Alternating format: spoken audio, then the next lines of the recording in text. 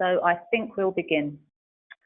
So thanks for joining us and welcome to the Foundation Years webinar on the Ofsted Education Inspection Framework. My name is Ellie Sugate-Francis. I'm from the Early Childhood Unit at the National Children's Bureau, and I'll be chairing this webinar today. Just to give you a very brief overview of what you can expect from the next hour or so, I'm going to give you a really brief introduction to the Foundation Years programme. But we'll move very quickly on to the Ofsted presentation itself. We're really pleased to have with us Gill Jones, HMI, Deputy Director, Early Education Policy from Ofsted, and Wendy Ratcliff, HMI Education Policy Team, also Ofsted. We'll be breaking about every 15 minutes for questions, and at the end, I'll very briefly come back to some further opportunities through the Foundation Years programme.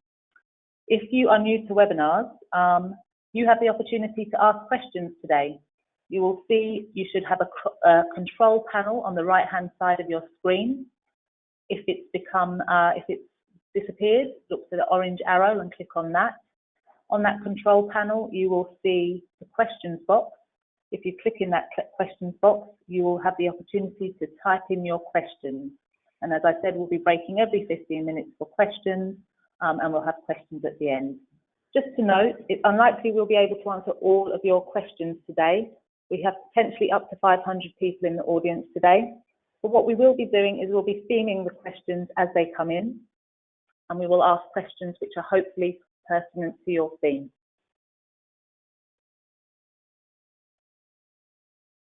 Okay, so very briefly, NCB is the new Department for Education Early Years Stakeholder Engagement Partner, commonly known as the Foundation Years contract. We have three aims, which are there on your screen. We aim to improve practitioner knowledge and confidence and understanding in early years settings, and also to facilitate a healthy debate between DFE and the early years sector around policy and practice improvement. So how will we do this? Well, most of you probably found out about this webinar through the Foundation Years website. That has 57,000 individual users per month, or possibly you found out about this webinar through the Foundation Years mailing list. Again, we have about 27,000 subscribers to that, and it's growing. We'll be doing webinars throughout the year. We also have regional events in 2019 and 2020, which I'll give you a bit more information about at the end of the webinar. Okay, so I'm shortly be handing over to Gill Jones and Wendy Ratcliff. First of all, I'd just like to say that NCB feels that the new Ofsted inspection framework is really good news for children. The greater emphasis on inclusion, respectful relationships and personal development in its widest sense should help schools and settings to create learning environments where all children have a chance to reach their full potential. But of course, with any change, it will lead to questions as people grow their knowledge of the expectations, the new expectations. So without further ado, I'm going to hand over to Gill Jones, HMI, and Wendy Ratcliff, HMI, from Ofsted to tell you more about the new Education Inspection Framework. Thank you very much, Ellie, for the introduction, and also congratulations on winning the contract for the Foundation Years, which I know does terrific work. So I look forward to continuing to work with you. Very pleased to be here and very pleased to welcome everyone that's joined the webinar.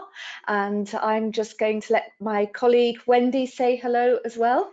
Hello everybody, it's Wendy Ratcliff, HMI, and we're really pleased to join you this evening to take you through some of the information about the Education Inspection Framework ready for September 2019. Yes, which is coming to us very quickly. It does seem to be coming very quickly, all of a sudden. I don't know what happens when you get older and the days and the months and the years just seem to pass before we can even turn around. Anyway, so getting over our age, today's session is about the Education Inspection Framework, which we call the EIF or the EIF. Either will do. We're going to talk to you a little bit about the consultation findings, the judgment areas, and in particular what is changing from the Common Inspection Framework, which we're using now. We're going to pick up some of the recurring themes in our responses, and we hopefully will give you some direction about what you need to do. And we'll also look at some of the questions as they come. Questions that are coming in. As Ellie said, there's going to be some opportunity to respond to some questions. Yeah. Okay. Good. So really important to set out the framework, in that it sits underneath Amanda's vision for Ofsted and our strapline, which is about Ofsted being a force for improvement through intelligent, responsible and focused inspection and regulation. And so we have developed this new framework, which puts the curriculum at the heart of inspection. And we've done that for several reasons, because we were concerned about the data and the outcome judgments that sat behind the accumulation of ever more and more data, which of course created an increased workload for the workforce. So that was one of the reasons why we've developed our new inspection framework. But the other reason is because we truly believe that all children should have access to a high quality of care and education. And I think one of the things, Jill, is when Amanda talks about the new framework, she describes it as two words: substance, as in that substance of education, and making sure all children have access to high quality education, and then integrity, our leaders doing the right things for the children in their setting. And I think just before we move on, Wendy, that it's really important that when we're talking about the curriculum being at the heart of inspection, for early years, that curriculum is the EYFS. So moving swiftly on, would you like to take this? Okay, so as we know, we have the EYFS, and that's the DfE's guidance that sets out the education and care standards that all early years providers must meet to ensure children, all the way from birth right through to 5, learn and develop well and are kept healthy and safe. So regardless of where you are in terms of where you're providing the early years, whether that's school, childminder, nursery, all early years providers need to meet the requirements of the EYFS. And when we talk about evolution, not revolution in terms of the education inspection framework, we're talking because once a provider is registered on the early years register, we carry out regular inspections to evaluate the overall quality and standards of that early years provision. Absolutely. And the reason why we think it's so important to focus on the curriculum for early years is because we know that young children are incredibly receptive between the age of birth and 5. They make more progress in every area of learning in those few short years than they do in a rest of a lifetime, you could argue. And that really means that the choices that you as providers make for the young children in your care are particularly important, and that they're well thought through, and that the reasons behind those choices are what will make the difference for young children's futures. Absolutely. Okay. So I think what we're going to do now is just tell you a little bit about some of the consultation responses we got. So if you did respond to our online consultation, then thank you very much. We really do appreciate your comments. And this next slide shows that actually there was a significant amount of interest. And actually in total, we received more than 15,000 responses to the consultation. And that's the largest consultation response that we've had in Ofsted's history. Yeah, it's really good. So thank you if you did respond, because Absolutely. It's very important. We read every single one. We did, and actually it's interesting because I've been asked several times, really, did you read every single one? And I can assure you, yes, we did read every single one.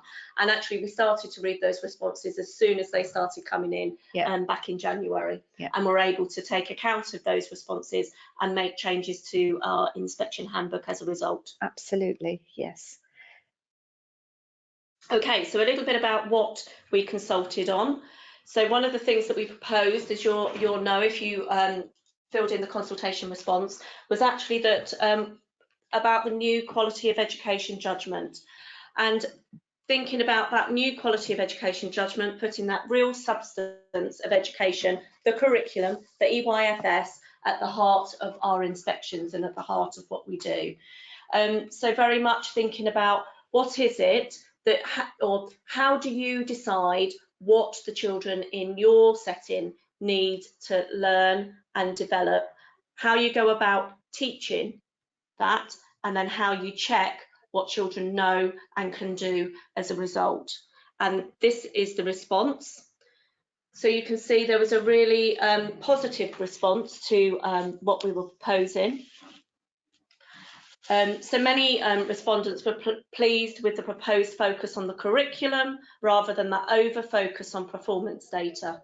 You know, and as Gill has already said about that industry of data that's been driven around you know, how well children are doing, and actually moving that focus away from paperwork and actually to the substance of education. Okay, yes, and I think the conversation that we will have with practitioners and providers about what it is you've chosen to do, so why you've chosen the resources that you've chosen to use, all those things are really very important in terms of the new quality of education judgment, which comes in from 2019. So now on our website, the inspection handbooks have been updated, and they set out how this key judgment will be inspected in the different contexts, because of course this education inspection framework doesn't just cover early years. The important part about it is it covers children's journey from 0 to 19. Absolutely, yeah. 0 to 19 and beyond. Yeah. So there is a really important discussion to be had on inspection and prior to inspection for you about how you decide what the children in your care need to learn. You know, how you then go about planning and delivering that. Yeah, and how you know if what you've planned to deliver is successful. So, you know, what is it that children know now and can do now as a result of the experience that you've given them? Absolutely. So the other question, Jill, we asked in the consultation was about the proposal to have 2 judgment areas: personal development and behaviour and attitudes. And I think this is a good point to a reminder for those on the line around the importance of why we think that's important in early years. Yeah, and I think, you know, what this does, because when we were writing this, Wendy, we did have a bit of a struggle, didn't we? We did, about yes. Because we were saying, well, PSCD is within the overall quality of education judgment because it's one of the 7 areas of learning. But in this new framework, it gets additional attention through behaviour and attitudes and personal development, and that sort of emphasises for us how important that is in terms of children's development, their life chances, and their knowledge and skills that will improve their life chances. And we've separated it because there is a difference between children's behaviour and attitudes, what they bring with them, and how they respond to things, and what it is you as practitioners do to encourage their responses. So what are the boundaries that you set in terms of their personal development? How do you encourage children to self-regulate? How do you take them through the processes? How do you ensure that children make strong attachments with the adults in their care, etc.? Those all sit under personal development.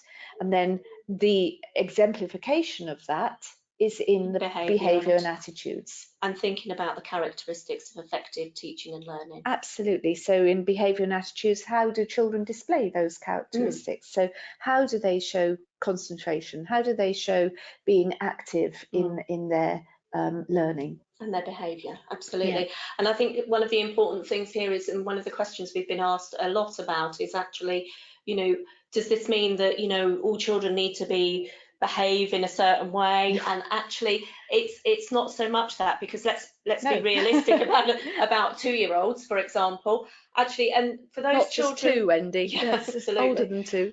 and you know, where children struggle with their behaviour, and actually it's about what adults do to help. It is about how adults support children to behave in a way that is going to enable them to succeed in life, isn't it? To make good relationships, to make, you know, those strong bonds, to have good manners, to be courteous, to say please and thank you, you know, and those things are so important in life, aren't they? So it's about developing children to be good citizens of the future, I suppose. Absolutely, and installing those positive attitudes to learning. Because if you haven't got those positive attitudes, then enthusiasm, inquiring minds, all those things, you know, that's all part of behaviour and attitudes. And adults play such a large part in helping children to be like that. Absolutely. So so that was the question, and that was a bit of background. I think we've covered more there than what we were intending to do. Yeah, maybe. Oh, okay. Right. But this is what you said to us. So actually, yes, separating out those judgments, people were positive about that. 8 in 10 respondents supported us to introduce separating those judgments. There were some concerns around the proposed behaviour and attitudes judgment, and actually, you know, does that reflect the realities of education providers working in challenging circumstances? And there were some particular comments about early years, Jill. So we took those on board. We did. And this is what we are doing in response. Yes. So we will separate those 2 judgments out.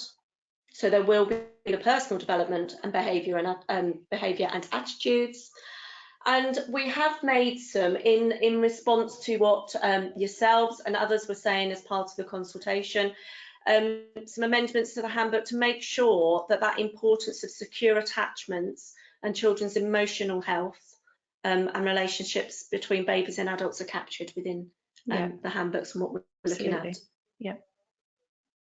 And also the revision to grade descriptors to include, you know, that acknowledgement that when children do struggle with regulating their behaviour, it's actually about what the adults do to help. Yeah, absolutely. Okay. Good. And I think it's important to say there as well that we made the adjustments not just in the early years registered handbook, but also in the schools part of the early years handbook. Absolutely, so that alignment was there. Yeah. So is this a point where we're pausing to take some of the questions? Good. Great, thank you. Yeah, so thanks for that overview of the consultation and the judgments. We've had one question in. The question is from Gareth Betts Davis. How do inspectors separate curriculum from pedagogy? Okay, that's a really good question.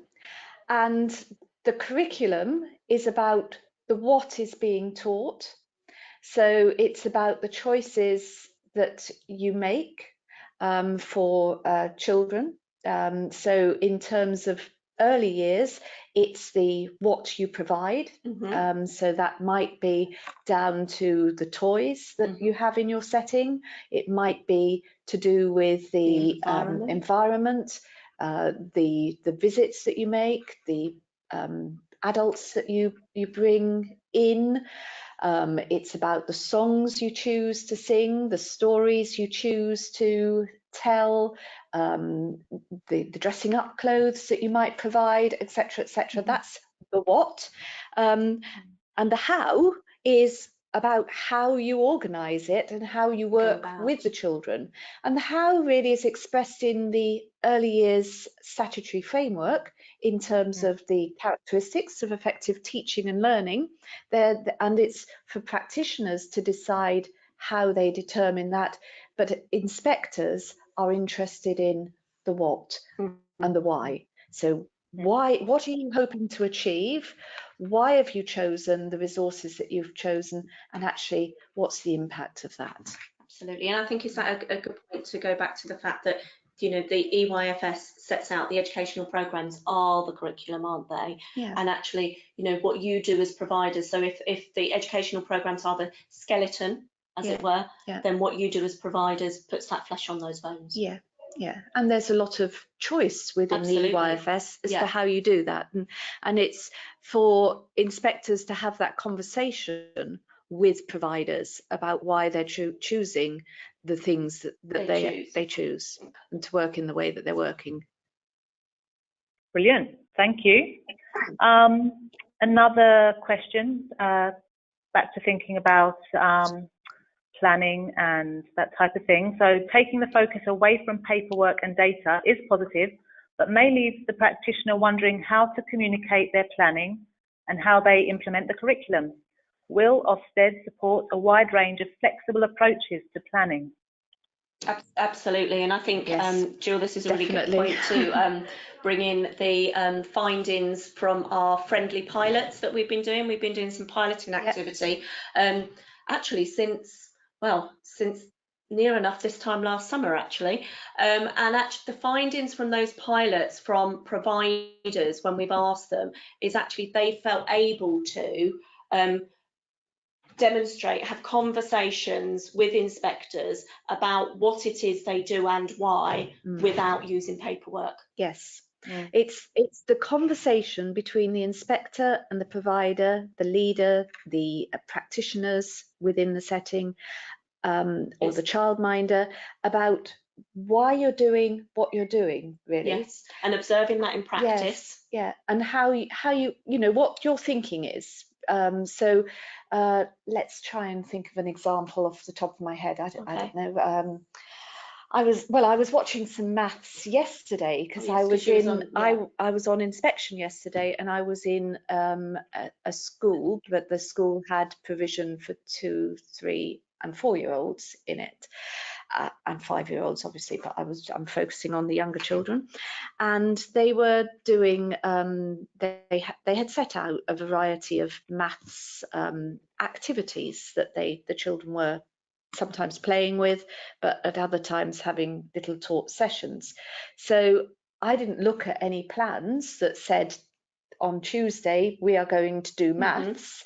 What I asked the practitioners to explain to me was why they had put out the activities they had got. So why was it that the children were playing with capacity water measurers of different sizes? What were they hoping to achieve? What were they hoping that the children would learn from it? What the difference was that it had made, what they knew before, what they know now. Had some conversations with the children about which containers held more water, you know, and how they knew and how they were checking that. And they were really good, and I could see that it was part of the programme of work that the practitioner was doing, and you know, that conversation assured me that they were doing activities that were appropriate for the age and for the sort of level of development of the children, and you extending their knowledge as well. Yeah, observed it, talked to the children, talked to the leader, and I didn't need to look at that on a piece of paper. No.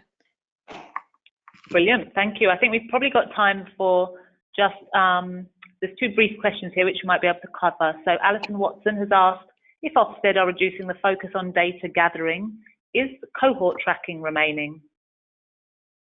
There's not been a requirement for cohort tracking, has No. there, from our point of view? No. They from our perspective, what it says in the EYFS is that practitioners should be able to discuss with parents the progress that their children are making and how parents can help their children to learn. That's the sort of summary of what it is in the EYFS.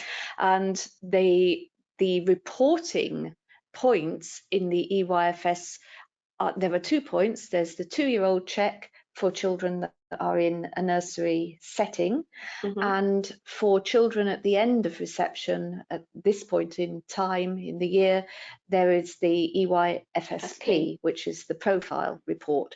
Apart from that, there isn't any other requirement, and Ofsted is interested in why you've made the choices that you've made in terms of what you're doing with children and the progress that children are making through the curriculum, through the 7 areas of learning, but there isn't any requirement at all to share data with us on that. And we think that has driven the outcome judgment. We think that probably drove some of that potentially. Yeah. Okay. Brilliant. That's really clear. Yes, let's go for it. Okay, so one of the other things we wanted to just let you know about was some of the reoccurring themes that we've had through some of the responses to the consultation. And Ellie, I think you picked up this one in your introduction. One of the things that was mentioned was the reference to specific children, that leaders must have a clear and ambitious vision for providing high quality, inclusive education and care for all. And actually some people who responded to the consultation raised some concerns about the fact that we've removed the list of specific groups of learners. And actually, I think our intention behind that change isn't that we won't be looking at particular groups of children as such. We want to make sure that all children are entitled to high quality, inclusive education.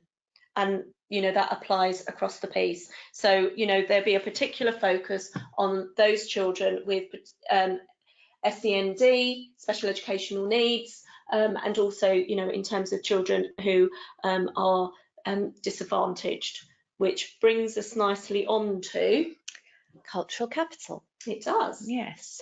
So cultural capital actually was a new word for me when we started talking about this framework, and I know that it's a new word for lots of practitioners as well. And I think actually it's interesting, Jill, because there was a kind of a mixed response to the introduction of this phrase. Yeah. So there was lots of responses that said actually we're really pleased to see this in the new framework, but equally there were concerns. Yeah. Others raised concerns. Yeah. And one of the concerns that has been raised by people who have been working in this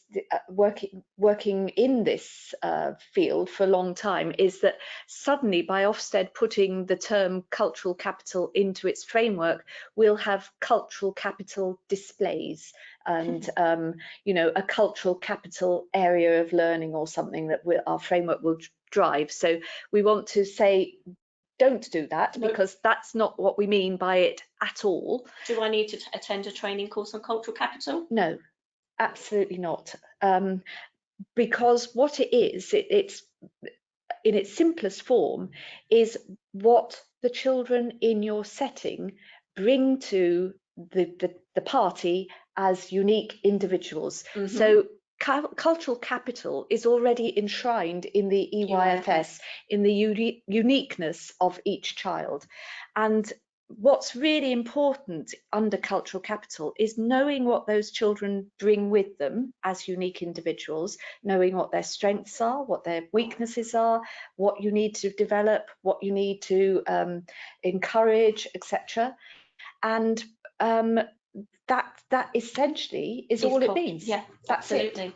And we have in the handbook made some changes to the wording that we've got, so that we're really clear about that and what we mean, because we know that in the school space we're talking about children needing to be educated citizens, but ultimately for early years we're talking about how you, as a setting, as a provider, as an early years teacher, how do you prepare children for their future success? Yeah. And so let's just take a really quick example. Let's imagine that a child comes into your setting with really poor speech and language development for their age. So they're behind where you would expect children of 3.5 to be. And so they've got a very, very poor vocabulary. So what would it be? What would you do as a practitioner or a provider to help that child to gain a larger vocabulary in a shorter space of time as you can? So first of all, it's acknowledging what the issue is. Then secondly, it's working out what you need to do. And then thirdly, it's working out whether or not what you've done is successful. And that is increasing a child's cultural capital. Absolutely. So thinking about, as Jill said there, is actually what you do as a setting through your curriculum and interactions potentially makes all the difference for children, because we know children bring different things with them. They've got different experiences as they arrive with you, whether that's with, you know, you as a childminder, a nursery, or early years provision within a school. And it's so much about knowing that individual child, isn't it? And I think this actually, Jill, leads in nicely to your example. And you know, we know that there's a really close correlation between the number of words a child knows and their future academic success. And that's come out in more recent research. That's been in research for a long time, but again, in more recent research, that's come through. And the importance of book language, which, you know, if you think about the words that authors write, they put an awful lot of thought into how they express themselves. Absolutely. So they've done some of that work for you. They've done the work for us, because best will in the world, when you're having a casual conversation, as we do far too often, Wendy, you can slip into very lazy speech, and you can slip into colloquialisms, and you aren't necessarily going to be developing children's sort of vocabulary, their understanding of sentence structure, of syntax, etc., etc. But if you read really good stories designed for children at appropriate ages, then you increase children's repertoire. Absolutely. Language repertoire. And this is just such a lovely example, because of course it's by the late Judith Kerr, where the tiger says, "Excuse me, I'm very hungry. Do you think I could have tea with you?" As opposed to, "Let's go for tea." Well, are you having tea tonight? Yeah, absolutely. Are you, by the way, having tea tonight? No. Yeah, okay. But that's the point, really. Absolutely. And the best, you know, we know that really, really good practitioners develop relationships with children where they're talking with children about what they're doing. So they might be digging in the sand and having a chat about the size of the bucket or the size of the spade, and fine sand, wet sand, etc. But even the very best and most articulate practitioners won't be able to develop children's language in the same way that reading a story. Absolutely, because the authors have thought about that, that complex. And both are needed. It's not to say don't do the digging in the sand and having the conversations. They're vital, but both are important. And also the songs you sing, etc. Songs are really important because of the speed that you sing, the repetition of the words, and the way that when you sing you articulate much more clearly than you do when you're talking. Absolutely. So really important for children's speech and language development. Absolutely. So I think that leads us nicely on to this next slide, Jill. I'm not sure that you've seen this slide. No. It's new. So that is a new slide. Okay, so this is kind of trying to capture that whole, you know, cultural capital, quality of education, and what children bring with them. The fact that children arrive, every child deserves that best possible start in life, that early education. But actually, if we think about it, children come with different pieces of the puzzle complete. And actually, for some children, their puzzles may be more complex. They may need to have more pieces than others. And actually, what you do as early years practitioners can make all that difference. Yes, absolutely. Yeah. Oh, time for more questions. Good. Brilliant. Okay, well, we've had fewer cultural capital questions through than we expected, actually. So I think this is really clear. I mean, I'll go back to a question that we did have in advance. You may feel you've answered it. There may be things that you feel you can add to. The question that we had in advance, this is before people will have heard what you said, was what does cultural capital will look like in the setting? What evidence, observations of what the children know and can do will they hope to see reflected? So you may feel you've answered that, but if there's anything else you want to add. I think that actually potential, well, hopefully we have answered that, but actually through some of our inspection methodology or inspection activity, as it were, you know, those on the line, if they've had inspections, they'll be familiar with the fact that we track the experiences of individual children. So it's actually wanting to find out from you about those children, how you identify what it is that they bring with them, as Gill said, the uniqueness, their uniqueness, how you build on and celebrate that uniqueness, but actually identify what it is that's going to make all the difference for those individual children. Where the gaps are. Where those gaps are. Yeah, absolutely. So those pieces of the puzzle that need to be completed. So, you know, some children might come in and let's think of knowledge and understanding of the world, and they might be dinosaur crazy, for example, and have a huge knowledge of dinosaurs, but not realise that a plant is a living thing and that it needs water and sunlight and other things to grow. Photosynthesis, yes, etc. well, they might not. We're talking about 3-year-olds, not 11-year-olds, Wendy. But there you go. She's very ambitious for children, as am I. But you know.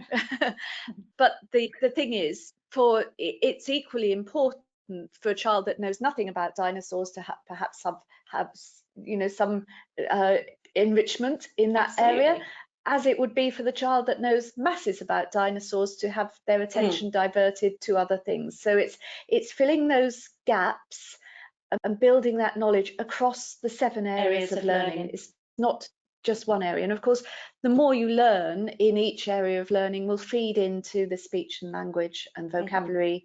And those more complex words. Like photosynthesis. Thank you. There will be, of course, 3 and 4-year-olds and 5-year-olds who do know about that, because they might have parents that are so interested in it and have shared that before.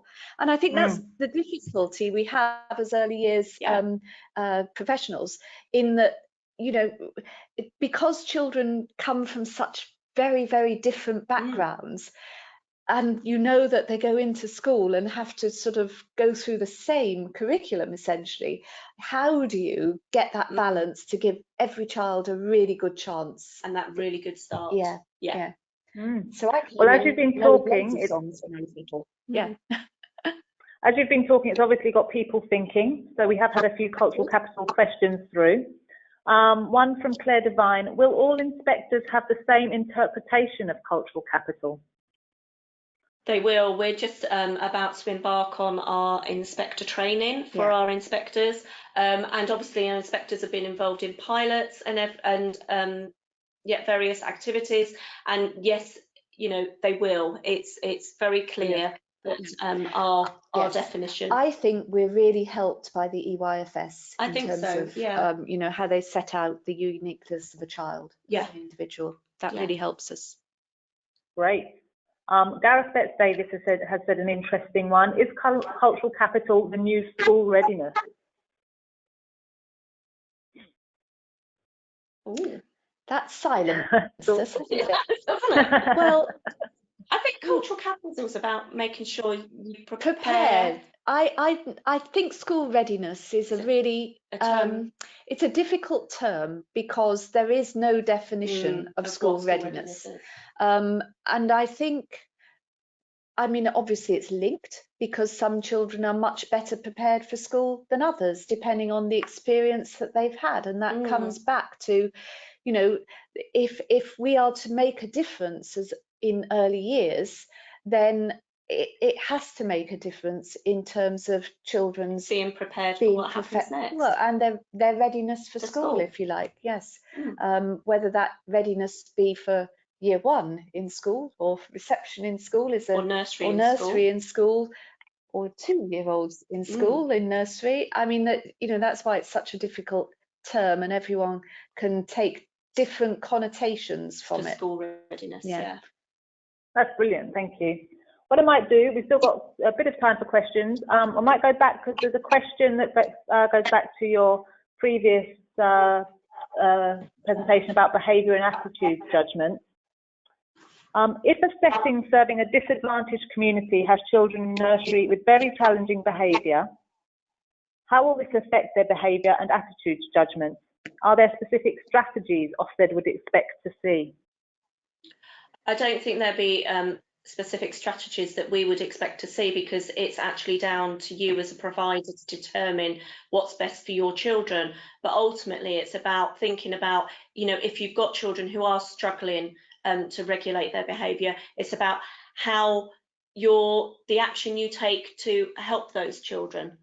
And probably in those circumstances, the way that you work with parents and the wider community as well, yeah. I would think, and other people. So one of the questions that I think inspectors would ask is, how are you trying to get consistency in terms of what you're doing as a setting and working with parents, so that the child doesn't have incredible mixed messages, which is often one of the problems. So we're very aware that some children have experiences that are really quite unhelpful in terms of being able to regulate their behaviour. And I think, Jill, that's a good example actually, in terms of why we've separated out that judgment. Yes, yeah. Because there are some things for some children that actually, so if we think about, I'm thinking about some of the survey work that we did in schools around healthy eating, and it wasn't that the schools were not doing what they needed to do, and lots of promotion of being healthy and what determines a healthy lifestyle, but actually some of the impact of that, there were other influences to it. Yeah. Yes, and we could all remember the Jamie Oliver school dinners saga in that, the chips through the fence. Yes. Anyway. Yeah. Right. Brilliant. Moving swiftly on. Yes, thank you. Okay. Right. Okay. So then, just back to the consultation proposal then, and then there was question 3 in the consultation was an early years specific question, and we wanted to we asked about views on applying the proposed judgment areas to all early years providers. And thinking about, because obviously we know that there's a range of different early years providers, and actually would the judgments work for all? And thinking about applying the judgment to before and after school clubs, this is what people said to us. So some examples here.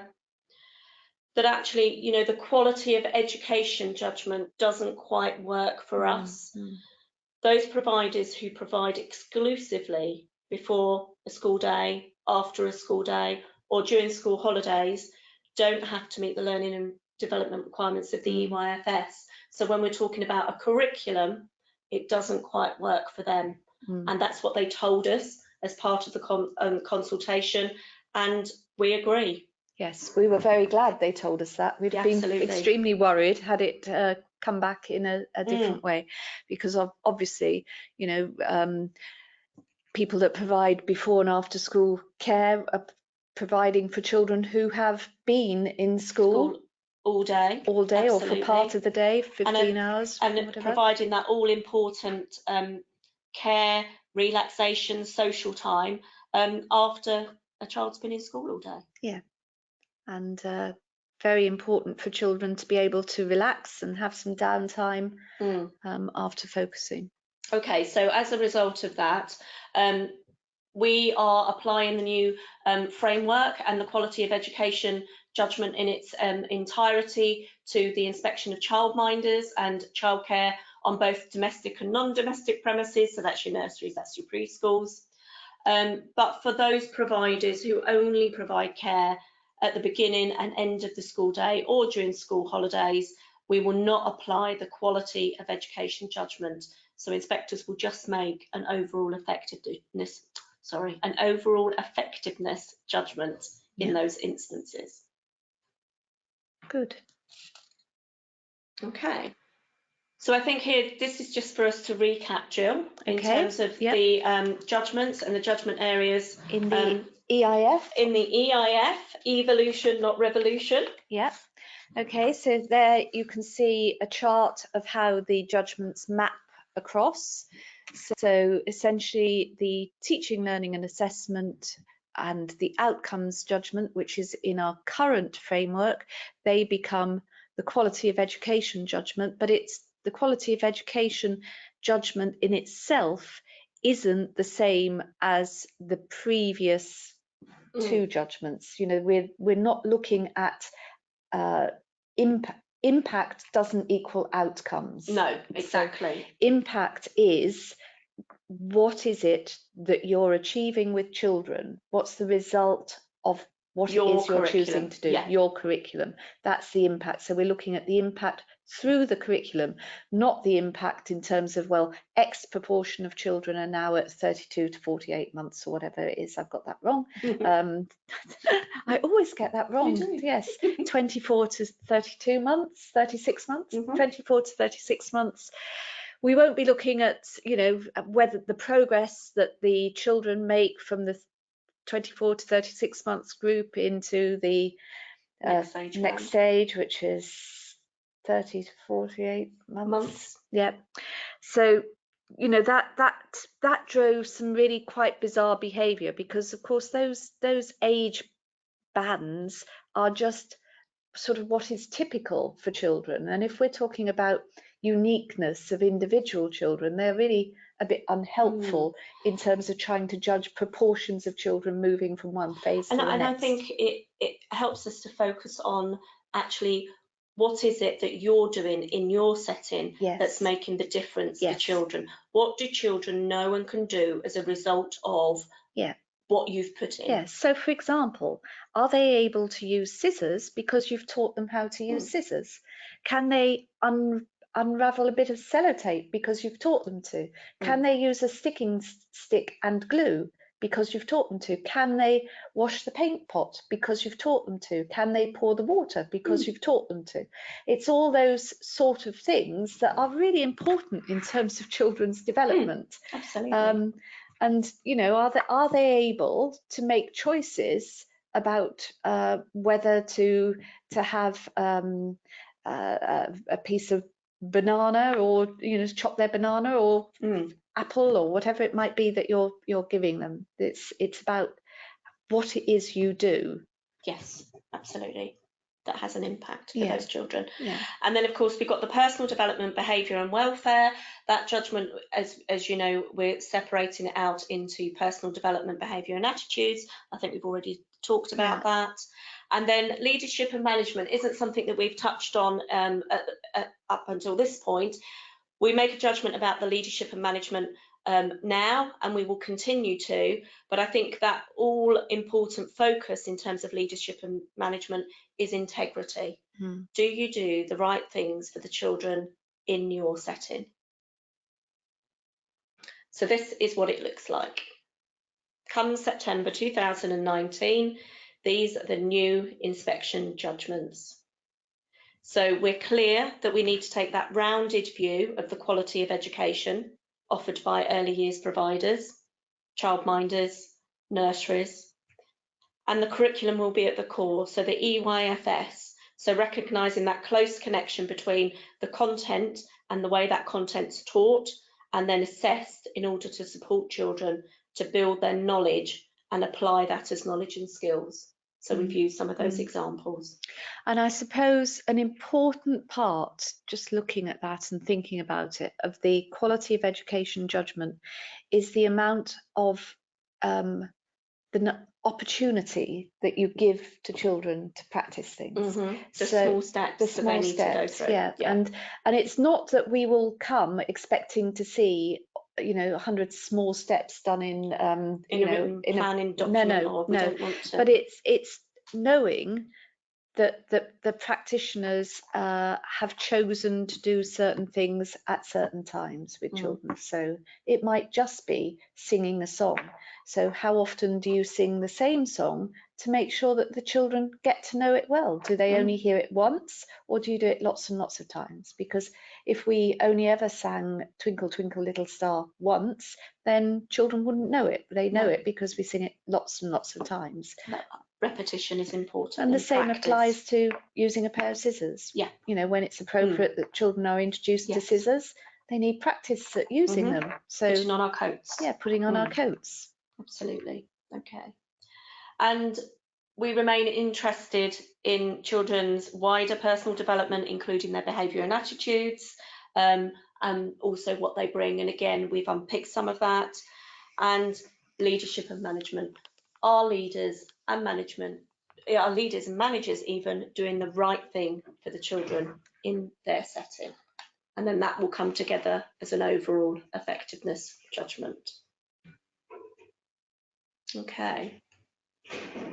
And Ellie, on here are some of the questions that came to us ahead of the webinar this evening. And I really hope that right hand will there's a word missing there. Is there? Will the new framework Oh, yes. lead to a reduction in paperwork and more hands-on time with children? Well, I really hope so, because one of the things that I think is not just a problem in early years, but perhaps throughout education, is that the best practitioners get promotion, and then they spend less and less time with children doing the very thing that they were really good at. And what we want to do is try and address that a little bit, because for children we need the very, very best people to play with them, to have fun with them, to talk with them, to help them learn, to develop their imaginations, to develop their knowledge. That's so important. Absolutely. You know, there is nothing that beats interaction between an adult and a child, being on a learning journey. You know, it's so important. Okay. And I think we've already answered the one around cultural capital there. And there's one around how will we ensure that inspectors are consistent? Training, training, training, and training. Absolutely. Yes. Yeah. And quality assurance of inspections. Yes. And I think our regional model now that all our inspectors are attached to a region, I think that will really help. Absolutely. And we had one around a learning walk, and what does a learning walk entail? And actually that's around, you know, inspectors doing a learning walk, a tour of the nursery, or for a childminder, it may not be necessarily a tour as such, but it's a discussion, it's finding out your rationale for why you do what you do for your children. Yeah. And an example of that, you know, because I was on inspection yesterday, you know, I went to the school and the head said to me, would you like me to show you around the school? And I said, yes, that would be lovely. And that was the learning walk, because as he went round, he was showing me the garden area that they were working on, the new ponds that had been dug, which actually looks terrific. And, you know, the display that was in the hall, he talked to me about why it was as it was. And, you know, it's that sort of information that a provider imparts to the inspector as they show them around the setting. And actually that gives, as inspectors, that gives us lots of information in terms of how we then follow up some of our focuses in terms of finding out what it's like to be a child in that particular place. Yeah. And whether or not it's wise to have beehives next to the playground is one of the questions that we discussed yesterday. Oh, okay. Yeah, it was. Yeah. I'm not an expert on bees, so I actually couldn't give any answer at all. I said, well, that, you know, interesting is what I said. Brilliant. Well, thank you. So we have had some questions through. I think we've got a bit more time for questions, if that's okay with you, Gill and Wendy. Yeah, sure. Yeah. Brilliant. We've had a question from Annie Williams. It's regarding judgments for out of school care. Do Ofsted think that the overall quality for out of school will be affected as good and outstanding settings will not have aspirational judgments? Sorry, can you say that question again? Sorry, did you not hear me? It's regarding out of school care. Do Ofsted think that the overall quality for out of school will be affected as good and outstanding settings will not have aspirational judgments? Okay, so before and after school, the out of school care providers will have an overall effectiveness of met or not met. And what we will be focusing on for those providers is what's set out in part 3 of the EYFS. And in the introduction to the EYFS, it talks about how children learn best when they're healthy, safe and secure, individual needs are met, and that how providers design their settings to create high quality and welcoming environments, and inspectors will look at that and will report on, they will continue to report on what it's like to be a child in that particular place. So bringing the uniqueness of that setting to life within the inspection report, but actually confirming whether or not those providers are meeting the part 3 of the EYFS. Absolutely, yeah. Really important, the quality part of that, and if it's not high quality, then it won't be meeting.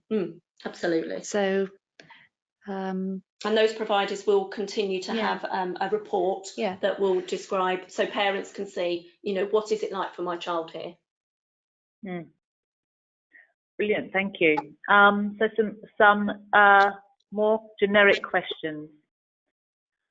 Sometimes parents don't want to work with practitioners. Will this be reflected in the inspection grade?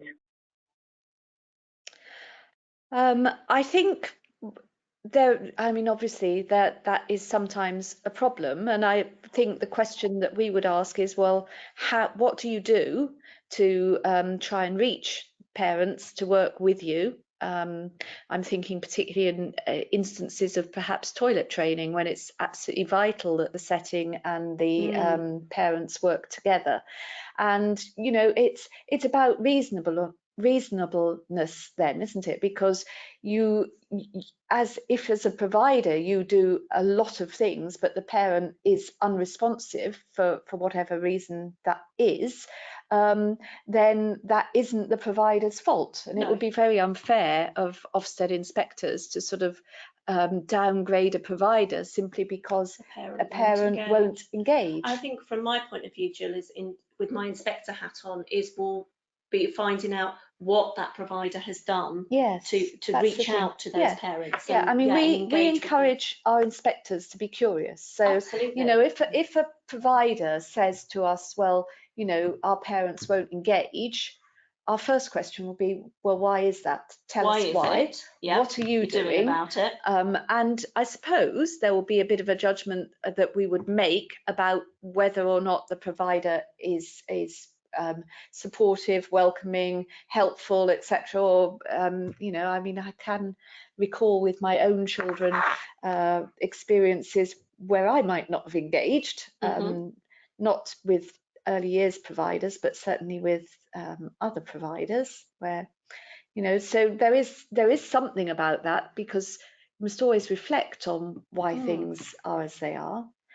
But I don't think any inspector would, if a provider has tried to engage with parents and talk to parents, and parents are aware of the provider's policy and they're well shared, etc., then actually that should not affect the judgment in a negative way. No.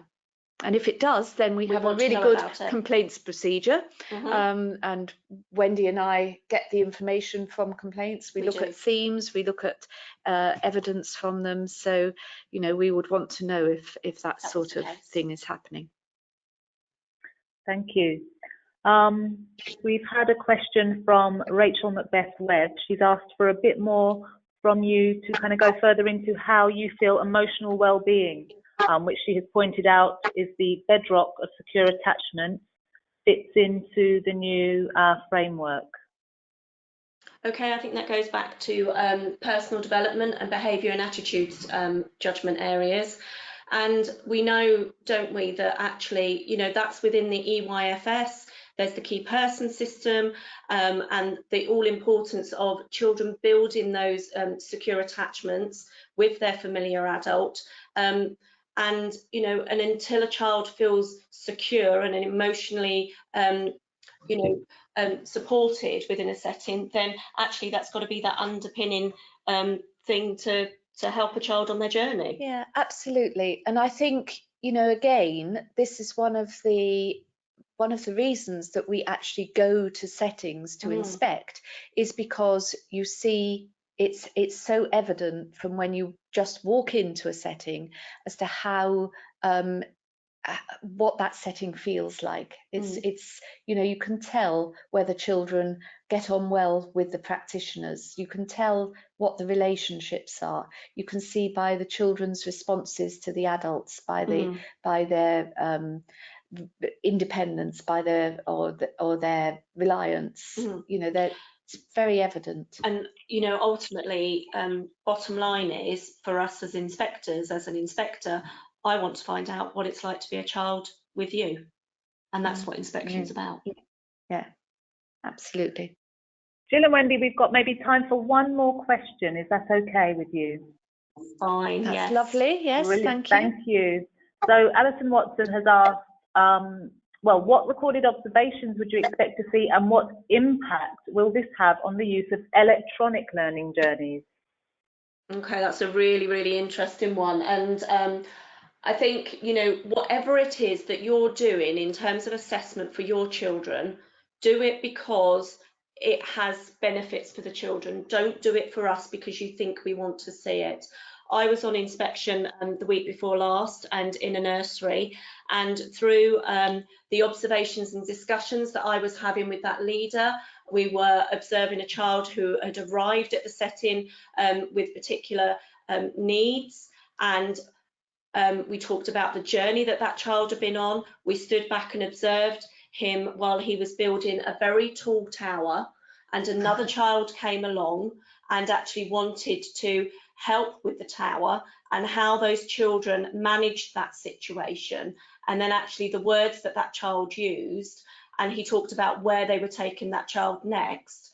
And later he offered to share with me the printout from the particular tracking system that they use, and I said that actually I didn't need to see that information, because the information I'd gained from the observation and the discussion told me about where that child had started, where that child had gone on his journey, and what they'd set out for him next. Yeah. No paper required. And I fully support that, Wendy, and might even go a step further and say, did they need that tracking? Absolutely. Yeah, absolutely not. I mean, and you know, I as I've been saying, was in a school and yesterday, and they had a paper. I can only describe it as a paper mountain, but I'm not quite sure what benefit that paper mountain had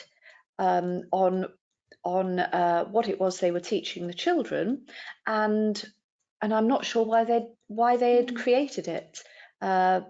Certainly it wasn't for Ofsted, because I didn't look at it. I didn't need to look at it, because I could see through the discussion that we were having that their thinking was very secure and their practice was very secure, and children were learning as a result. Which is all important. Yeah. And I think from, you know, Jill, you've heard me say it many times, that actually there is no requirement in the EYFS that says when the inspector calls, you have to take a file off the shelf that's got Ofsted written down the spine. Well, Gill and Wendy, thank you so much. That's been absolutely brilliant, really informative. We've really enjoyed it here at NCB. Unless there's anything you want to add, we will move on to the final slide. Is that everything from you? I think that's everything from us, isn't it? I think that is, yes. I would just want to say thank you to you, but that might be the final slide. No, that's fine. I think I've got control of the slides now, so it's back over to me. So once again, thank you so much, Gill and Wendy. Really useful, and really hope that that's been useful, as I'm sure it has, to our audience. And thanks to the audience for listening in and for the questions. Yes, okay, absolutely. So that concludes now our the main content of our webinar. We are going to just finalise by me telling you, well, firstly, that there will be a survey sent out to you after this webinar. It will be sent out via an email. for those who have taken part. The slides and recording of the webinar will be available online through the Foundation Year's website at some point tomorrow. So you can share that with the rest of your colleagues, for example. The last thing to just let you know is we are planning further webinars. We used our survey, and thanks to those of you who may have completed that survey, to find out what topics you might like in further webinars. And as you'll see there, a couple of topics that came up were around building local partnerships and also engaging with parents. We don't have a date for the next webinar as yet. It will go out through the Foundation Year's newsletter and website, but it will definitely be, there will be at least one in the autumn term. We also have a series of Learn, Explore and Debate events which are hosted by NCD and the Department for Education. The July date sold out almost immediately, so we're sorry if you didn't get an opportunity to get onto one of those July Learn, Explore, Debate events. Because we're aware of how popular they are, we are looking at working with the Department for Education to plan some more events, hopefully in early 2020. We also just wanted to let you know that we are currently planning a restructure and content refresh to the Foundation Year's website, and that will be based on those survey results from that survey I mentioned earlier. So towards the end of the summer or early autumn, do log on to the Foundation Year's website to check out the changes we've made. And also, if you're not already receiving our monthly newsletter, do go onto the website to get yourself linked in. We are now changing those newsletters to have a monthly theme, and it's the content from the sector that we include. So you'll have an opportunity as well to shape what the content of those newsletters would be like. So just a final word is just to say thank you. Thank you to Gill and Wendy for their presentations. Thank you to the audience for your contributions and questions. There is the Foundation Year's website link. And also do communicate with us. You see there an email address. You can get in touch with us via email with questions or comments. Many thanks and have a good evening. Goodbye.